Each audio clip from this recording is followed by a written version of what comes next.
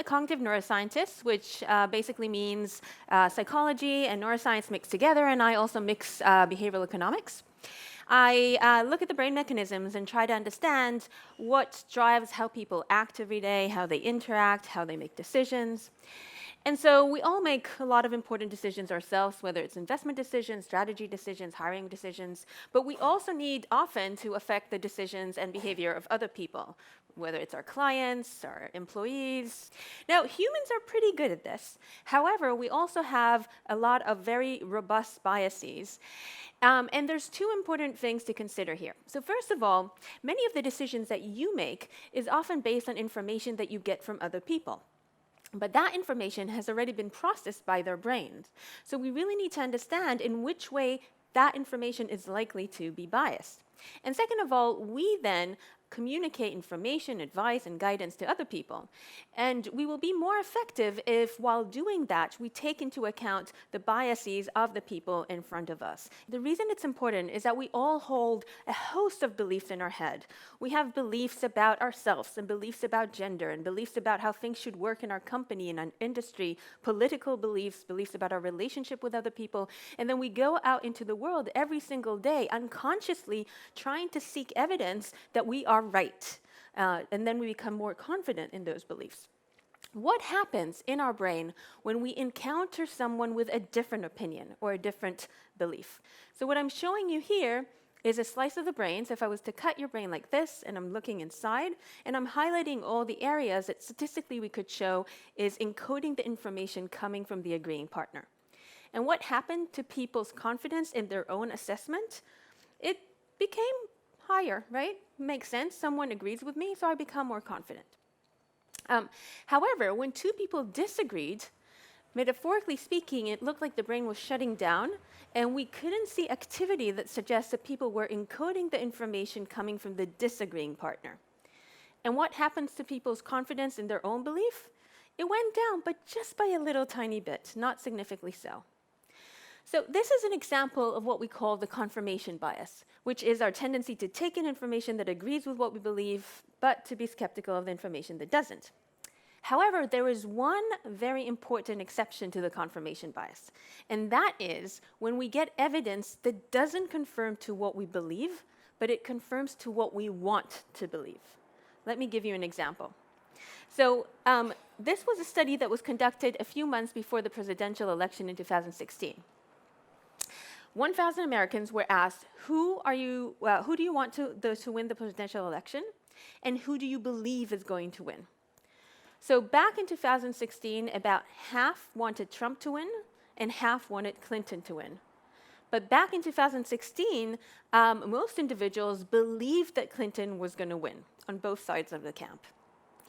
Then these researchers gave the individuals a poll, and the poll suggested a Trump victory. And they asked again, okay, now that we're giving you the poll, who do you think is going to win? Did your confidence change? What they found was that the Trump supporters, they did change their opinions. They said, oh, well, in that case, maybe he will win. The Clinton supporters, on the other hand, they didn't change their beliefs that much. They said, well, we don't really believe this poll. So this is an example of a case where when the evidence confirms to what we want to believe, we're more likely to take it into account. So moving from the domain of politics in the domain of business, for example, if you've already invested in a specific stock, in a specific company, then this bias kicks in, and we're more likely to take the evidence and the data that supports that our investment was a good choice than the evidence that suggests that perhaps the decision was not a good one. We've seen that the brain does a much better job at taking in any kind of evidence that suggests something good about the future, that our future will be better, and doesn't do as much of a good job when we give people information suggesting something bad about the future. That means that we end up with overconfidence, which is one of the most documented biases that people have. And to show you what I mean, again, we're going to do a little experiment. So I'm going to give you a list of abilities and characteristics. And for each one, I want you to think where you stand relative to the rest of the population. We're going to do how well do you get along with others, okay? So who here believes they're at the bottom 50% in getting along well with others? Okay, 1, 2, 3, that's good. Top 50%? Okay, most of us are in the top 50, top 25? Okay, now let's do the same for your driving ability. How interesting are you? How attractive? How honest? And finally, how modest?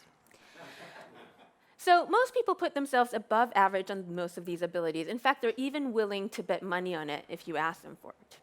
Of course, we can't be all more intelligent or attractive than everyone else, but if we think we're more social, we're better at analytical skills, then we think, well, we're more likely to succeed, right? And that creates these unrealistic positive estimations. And this is an example of what we call the optimism bias. The optimism bias is our tendency to overestimate the likelihood of positive events in our lives on average, like financial success, having talented kids, and underestimate the likelihood of negative events, such as illnesses, accidents, divorce. Divorce is an interesting one because divorce rates are about 40% in the Western population. But when you ask newlyweds about their own likelihood of divorce, they put it at 0%. So given everything that I told you about, let's move to the second important question, which is what actions should we take? So we have a confirmation bias, optimism bias, overconfidence, and other biases. What should we do about it? Well, the first thing, and perhaps one of the most important, is, well, if you know what your biases are, what is the likely negative outcomes that can happen given this bias? And given those outcomes, what can I do to change the outcomes?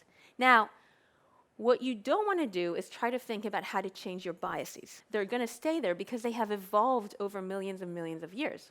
However, if we know what they are, we can then change some of our actions. So let me give you a specific example. So the British government has a book which they call the Green Book, which is a book with recommendations for project appraisers. And they say in the Green Book that there's an optimism bias, and because of the optimism bias, people tend to underestimate the budget of projects and how long they would take. And so all the projects in the British government have to be corrected for the optimism bias. And they did this for the 2012 Olympic budget. They looked at other projects which were similar, other Olympics, for example, looked at those estimates, looked at the actual outcomes, calculated the average bias, and then added it to their own budget.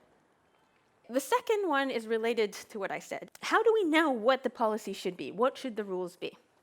So when it comes to investments, one of the big problems is that you make a decision, but then you don't see the outcome until much later, right? Often it would take months, if not years, to see what the outcome is. This is problematic because we don't have enough incidents to learn from, right? That's one. B, because of this separation between the choice and the outcome, it's difficult for us to change our choice based on the outcome. And so what we can do is we can do simulations. So if we look, for example, if we take past data, market data, for example, from enough in the past that we're not familiar with it, but is still relevant, and then simulate decisions, and then we can get the outcomes immediately, right? Because everything's already happened.